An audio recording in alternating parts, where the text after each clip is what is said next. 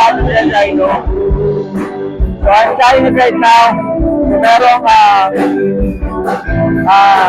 Yun.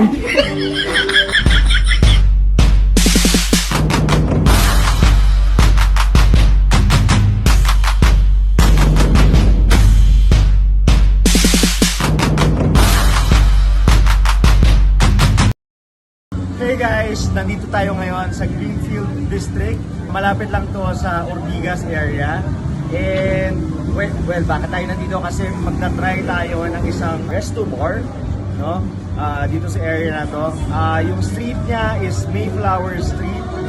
And yung another compound within this Greenfield District is yung The Hub.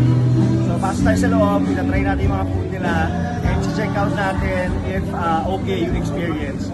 Tara! Hello mga ka-Anli! It's time to have some fun! Siyempre paninindigan natin yung work-life balance. So we're here right now at Greenfield District para puntahan ng isang resto bar na maganda ang review ng friends ko, lalo na sa food na babalik-balik ang kuraw. Tara, samahan niyo ako. And finally, we're here at Red Rhino! Ready for a performance na sila tonight. High-ceiling cozy restaurant? Perfect yan. Enough space for a performance? That's what I really like. I'll enjoy this for sure. By the way, I got my glass of red wine while waiting for my food. Cheers! Finally, my food! French onion soup. Okay. Gambas. Okay. Thanks, Mike. Thank you, sir. These are the house specialties, so excited na akong kumain. Red Rhino salad. Thanks, Mikey. Thank you, sir. Let me try first this French onion soup, the Red Rhino way. While I'm munching on the house specialty, nag-start na ang Rocket 12 band. I'll be hearing old beautiful songs tonight and later the Beatles songs. Wow!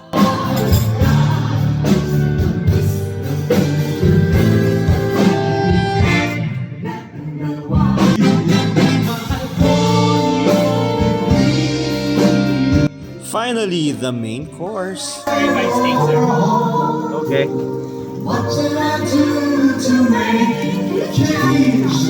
Right now, we are watching a band here na sobrang galing and reminiscing the past yung yung music nila. But of course, that's why we're here kasi gusto natin tikman yung mga favorites here at Red Rhino.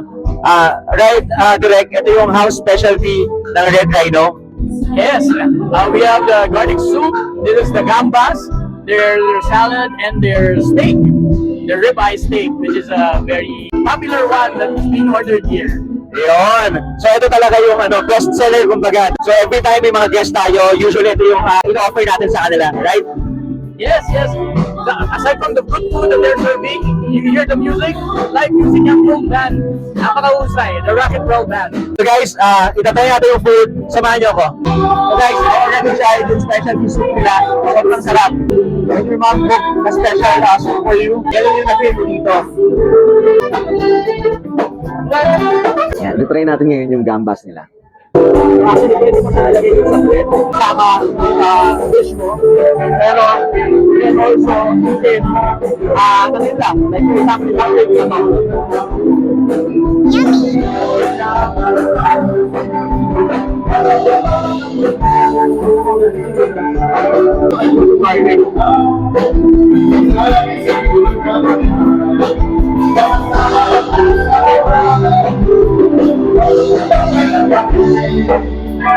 Guys, the best yung mga appetizer na dito.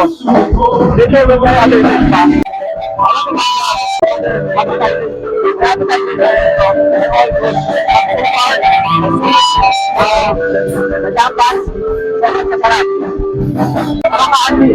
Meron sila dito. Red Rhino salad. Special nila lahat ng Red Rhino. So I'm trying it right now. May lettuce siya na kasama, may meat na kasama, and of course, cheese. Alam mo yung sauce niya? Mukhang masarap. Just to watch us tonight. Okay, so Gabby, and Felice, welcome to Red Rhino. You're enjoying it. Grabe yung sauce. This is not your regular salad, so you have to try this one. Kain natin. I see June, Kayla. Maraming beses natito. Nilayasan. And this one, At dahil naputol yung audio ko, dahil nawala ng battery yung mic ko, I'm so sorry about this. At this point, I'm giving my 2 cents on the ribeye steak na sinerve nila sa akin. How juicy and tender the steak was. As in sobra. Isa talaga to sa mga house favorites nila. Talagang masasabi ko na cooked to perfection talaga siya.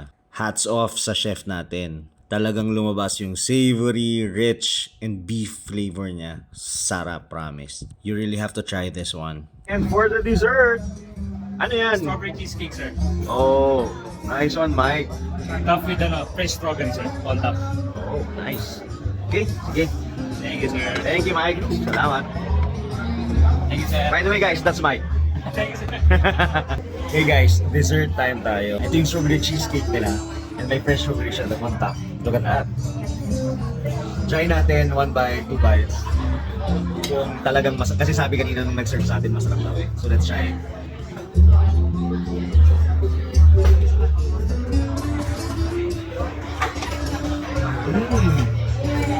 Guys, alam nyo tong yung lasa nito. Yung na nandito sa gilid, siya yung nagbalanse ng lasa ng cheesecake. Kasi hindi talaga ako ma-cheesecake eh. At saka yung fresh strawberry. Yan. Yan yung nagbalanse ng lasa niya. So, surprisingly, I like it. Red Rhino, guys. And more performances from our featured band tonight. Plus a bottle of beer.